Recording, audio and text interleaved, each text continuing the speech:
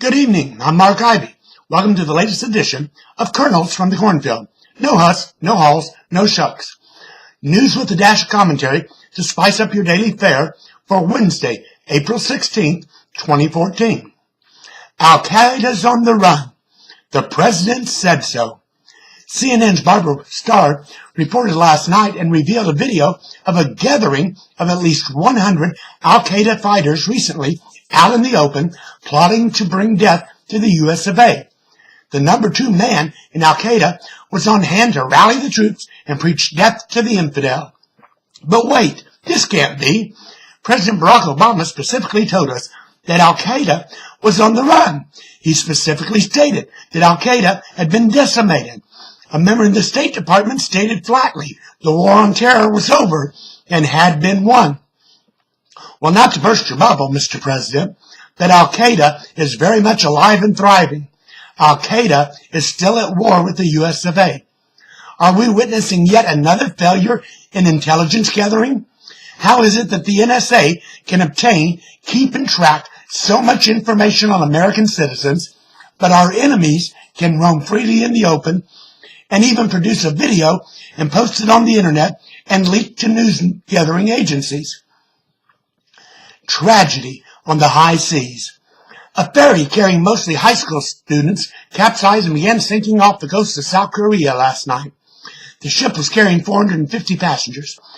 At this hour, nearly 300 have yet to be rescued or recovered.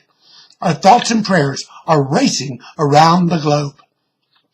Bad news for Social Security recipients.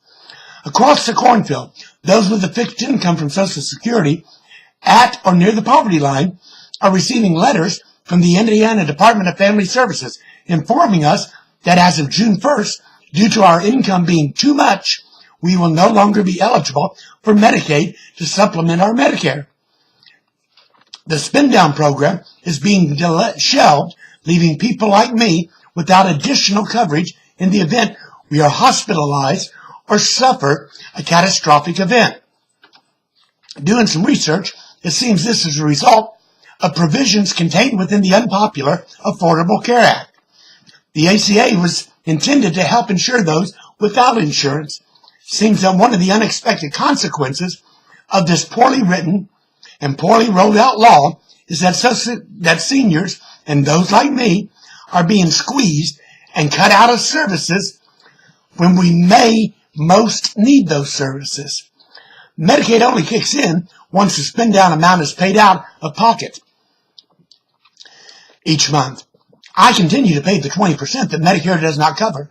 Medicare is insurance for seniors and the disabled, paid into during the course of employment and then paid with the premiums each month upon entry to the program. This is meant for me, unless I'm hospitalized, there is no benefit to Medicaid. Now, there will be none. Challenge to the ACA.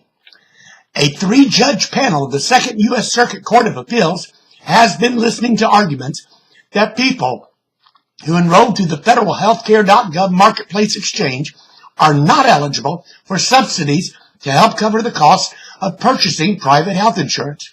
At issue is the wording in the ACA that specifically says those who enroll in state exchanges are eligible.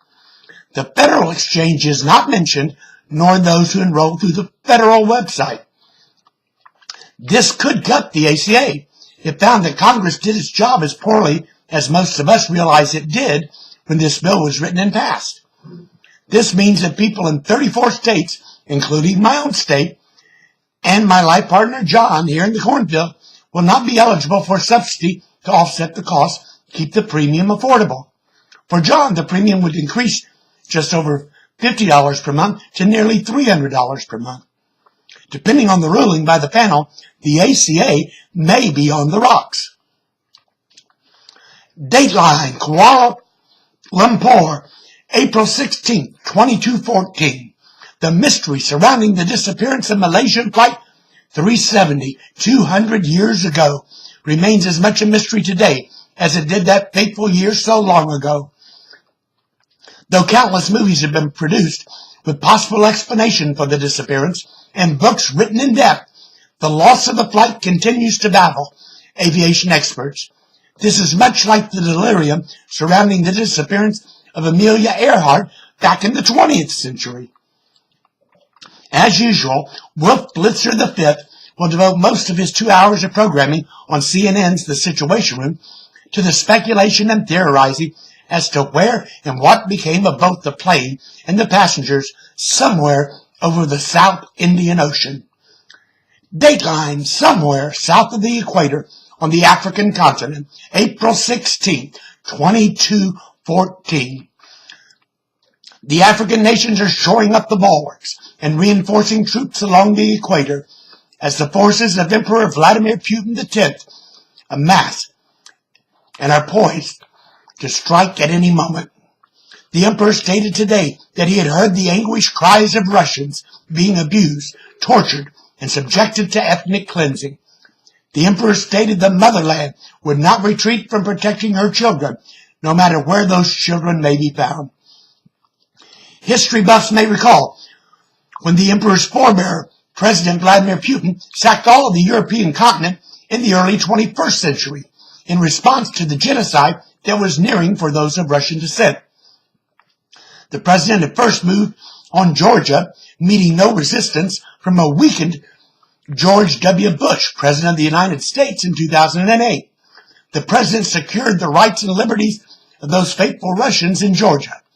A few years later, in reaction to the passive-aggressive behavior of the American president, Barack Obama, Putin was able to annex Crimea and the Ukraine before continuing his campaign of protection for the Russian people scattered throughout Europe.